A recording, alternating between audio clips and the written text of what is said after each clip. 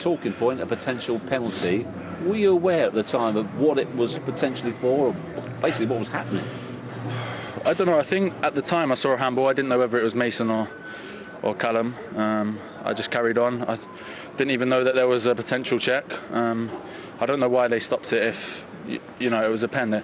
If it's not going to be a pen, I don't think they needed to stop. The ref even said to H, I heard him say if I say it's a pen, then it's going to cause a lot of talk about it after. So I don't know what happened there. H said that they got told it was a pen. He got told it was a pen by VAR. So I'm not sure. They asked the ref to go and look at it, and he stayed with his decision. Well, that's what I mean. I don't understand why he stopped. If he's going to stop, I think maybe you would think he's going to give a pen, because we had the ball, we was attacking. So it's confusing with this VAR, because look, if it's not going to be a pen, and they might as well just carry on the game. They might as well not stop the flow of the game. But yeah, another one that I'm not going to moan about it, because, like I said, the game, I don't think neither team did enough to win. That's interesting. H, obviously, is his captain, just to translate there, saying that the referee had told Harry Maguire he thought it was a penalty, but if he gave it, it would cause a lot of talk afterwards. Well, he's not gave in, it's caused talk afterwards anyway, isn't it? So, look, I'm not sure. I know exactly what he's saying they were in mid-flow and attacking football. I'm not sure they were at the time. And he said if they stop it, then it should be given as a penalty. But I think the VAR have done the right thing. They've given him the option of going over to the screen. Look, we think it might be a penalty, but you need to go over and confirm that. I think that's the right thing to do. But clearly, we think it possibly should be a penalty. But he's been given the choice. He's still refereeing the game for me, which I think was the right thing in the end. Yeah, I think that's a good example of how VAR should work. Yeah. It's still human out. It's still, we can still have a go at the referee if we wanted to, or still agree with the referee, whatever you want. But VAR has absolutely done it. It was definitely right. I think it was Mr. Kavanagh on VAR duty. So I think he was absolutely right to send the referee to the monitor. So VAR has done all it can. Now it's just down to the referee to make his decision. And whether you think it's the right decision or wrong decision, VAR then backs away and says, right, it's down to you. So I think the system worked very well. Whether you agree with it or not, the decision that is, then that's open. It's not too often we see a referee go against VAR, though, is it, in that instance? No. And the only thing I agree with Luke Shaw there is when he said both teams didn't deserve to win the game, because he was spot on there. The other stuff where he talks about what the referee said to Harry Maguire, whether he did or didn't. In the heat of the game, refs say things and, it can be misconstrued by the players. In terms of the penalty decisions, VAR did what it's supposed to do. There was a decision that the ref may have missed. He's had a look at it. His perception of the situation is it wasn't a penalty. It's done. We don't want robotic football.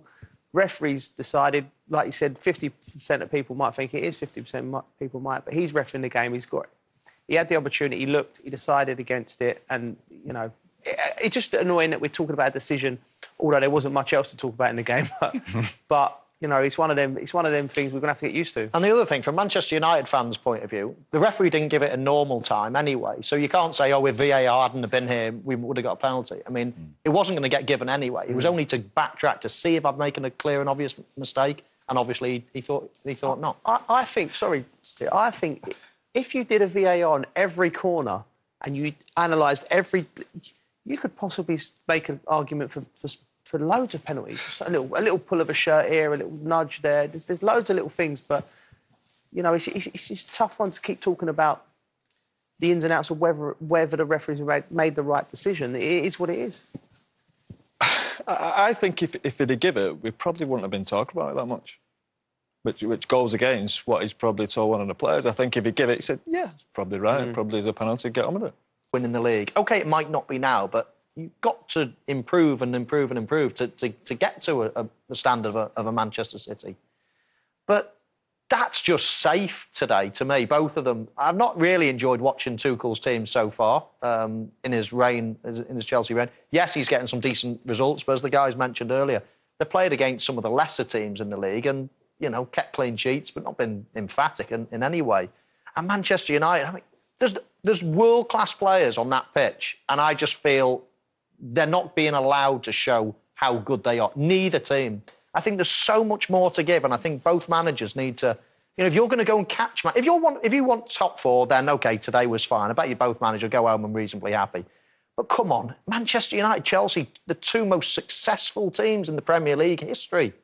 They've got to be going to try to win the league or build towards that for next season. And playing like that, I just don't think there's any progress there. I think they're almost shackling their top players. OK, I can feel plenty of frustration in the studio. Much more to come from these three, but we are 3 down on this Sunday. One more to come. The weekend, of course, began with the runaway leaders winning again, but they were made to work for it at home to West Ham. West Brom beating Brighton, Villa winning at Leeds, and 1-1 between Newcastle and Wolves. Today, another point and clean sheet for Fulham. Defeat for Leicester at home to Arsenal. And for Burnley by 4-0 at Spurs, but no goals at Stamford Bridge. And next, we're going to watch the champions who have lost their last 4 league games away at the bottom club, Sheffield United. And, of course, the match week rounds off. The Monday Night Football is from Goodison Park, Everton against Southampton. So at the top, Manchester City's lead is 12 points. United couldn't cut it again to 10. But United are a point ahead of Leicester, who were beaten today. Then come West Ham, who remain in those Champions League places. A Chelsea win would have dislodged them, but they are a point clear of Thomas Tuchel's team. As you can see, Liverpool can go within a point of Chelsea and within 2 of West Ham if they beat Sheffield United next. And indeed, Everton can as well if they beat Southampton on Monday. So Fulham's point takes them to 23, 3 behind Newcastle and Brighton. And Burnley still might be nervously just looking over their shoulder. Their gap is 5 points to Scott Parker's side. So 0-0 then at half-time at Stamford Bridge. No goals to talk about, but one big question in that first 45 minutes. Should Manchester United have had a penalty? First opinion, Michael Owen. To be honest, Steve, I think not. I don't think it's a penalty. However, when it went to VAR, when Stuart Atwell went to the monitor, I thought this is definitely going to be a penalty now, because we've seen loads of penalties given for far less than this season. So I think in the this season, I think it is a penalty. However, what I'm saying is I don't like to see that as a penalty. Paul, yes or no? I think, the more I look at it, I think it is. I think his arm's in an unnatural position there, and it touched his arm. So, and when it goes to the monitor, I'm thinking, how does he not give that? Really, it should have been a penalty, but look, he's not give it. Move on. Joe. Yeah, looking at there, I mean, clearly he's touched it with his hand, but then we're in vague with the rules. I think what he's trying to do there is trying to get his body across. You know, so he's using his arm as the first port of call to then let the ball come in and go on a counter-attack. He just gets it wrong. It would have been harsh. Let's speak to Dermot Gallagher, the former Premier League referee. Dermot, when Stuart Atwell goes across the monitor, what is he looking for? I think in his own mind he'll have felt that Chris Kavanagh's felt that it's handball. That's why he sent him. I think he goes with an open mind. He goes to look at himself, but that's got to be in the back of your mind. I think Chris Kavanagh's done really well as VAR because he's given him an option, hasn't he? That he's given the option to give a penalty if he feels it is. He's given the option to stick with his decision. In view of what's happened this season, I'm in Michael's camp. I think we might not like it, but we've seen it all season that when the hand's above the head height or the shoulder height, penalty's going to be given. And I think what we discussed last week, a modern-day penalty, I think that's a modern-day penalty, and it would have been easier to give it. Never mind this season. If I could take you back to just yesterday, you probably slept in a dark room since, but your Koshlu of West Bromwich Albion, if Ole Gunnar Solskjaer is watching this, he's going to say, what's the difference, is there? Well, I've already spoken about this before I come on to somebody else and said, you know, it's all right saying it's not a deliberate act, but I don't think this is a deliberate act. It's all about how high his arm is. It's come very quickly at him. A penalty was given. As I said, I think in the modern game, that's a penalty. And this one, I actually think when you see that, it's what I call a modern-day penalty. I'm surprised it wasn't given.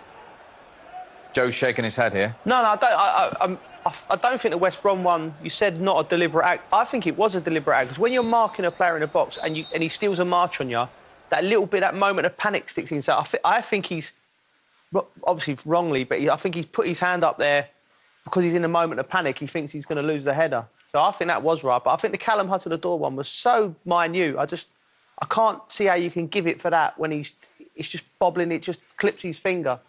But that's the day we're in now. We're unsure of the rules. It certainly is. Dermot, thank you very much indeed. Talk to you later. You talked about the tactical lineup between the two teams. From Manchester United's point of view, particularly, what have you made of it, Michael? Yeah, I think Scholes mentioned a point early on in the game, and that was that the sitting midfield players for Manchester United really do protect those centre-halves. And the centre-halves are the problem we feel in this Manchester United. That's why they don't dominate games, because they can't sustain attacks. They're not close enough to their front players to actually pick up the ball. And you've spotted a couple of occasions, Scholesy, that's happened. Yeah, I think that's a problem. They cannot stay in their art. They can't sustain attacks, as I said.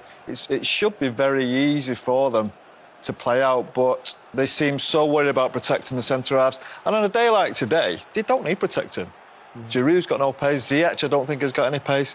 Mason Mount has hardly had a kick of the ball. But that's the perfect one where, look, there must be 40 yards of space between a midfield player and the forward player. Now, if you're going to go into games wanting to win games, your midfield players, they can't just sit as a back four, sit as two centre-halves, basically.